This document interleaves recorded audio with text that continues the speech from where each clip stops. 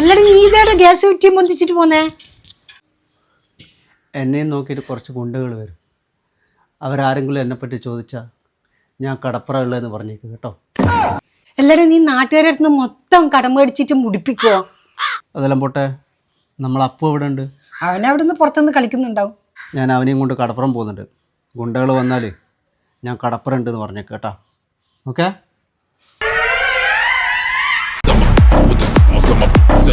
Day, എന്നെ അന്വേഷിച്ചിട്ട് കുറച്ച് ഗുണ്ടകൾ വരുന്നുണ്ട്. നീ എപ്പോഴും ഇതുപോലെ സീരിയസ് ആയിട്ട് നിൽക്കരുത്. ചിരിച്ചുകൊണ്ടിരിക്കണം. അതെന്തിനാ? തർക്കുത്തരം പറയണ്ട, പറയുന്നത് അങ്ങോട്ട് കേട്ടാൽ മതി. ചിരി എന്ന് പറഞ്ഞാൽ ഇങ്ങനെ ചിരിക്കണം കേട്ടോ. ചിരിച്ചേ? യെസ്. ആരാട്ടിനെ ചോദിച്ചു വന്നാലും കടപ്പുറം ഉണ്ടെന്ന് പറഞ്ഞേക്ക് കേട്ടോ.